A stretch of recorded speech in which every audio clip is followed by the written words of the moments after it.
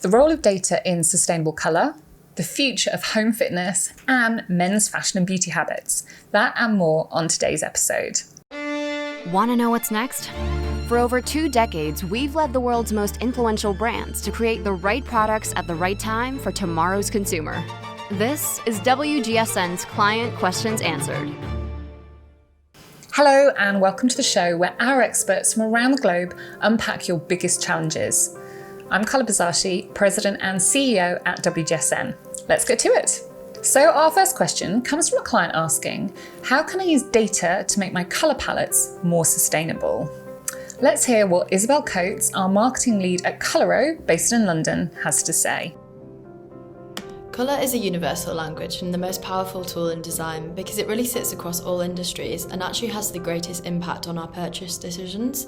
And with a really turbulent retail landscape at the moment, getting colour right has never been more important. So lots of time and resources often spent trying to get the right colour approved between supply chain and brands, and in turn resulting in a lot of unnecessary waste. So at Coloro, we're really helping clients achieve colours the first time, up to 90% of the time, where they'd previously been working with a hit rate of 35%. And this isn't just down to luck, so we're really using feasibility data. We're able to tell people before going into production whether a colour is actually achievable across a variety of substrates, so there's no more back and forth with lab dipping and no more wasting time and precious resource.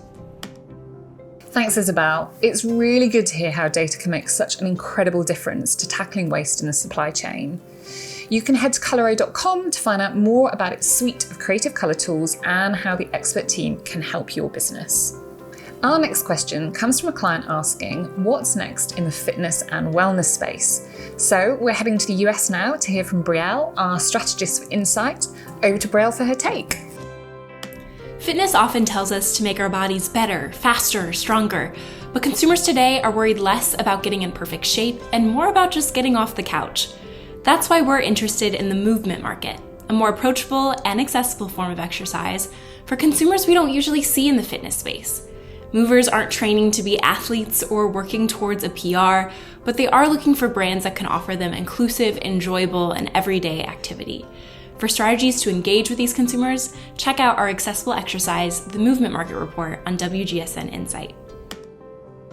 Amazing. Thank you, Brielle, for that answer.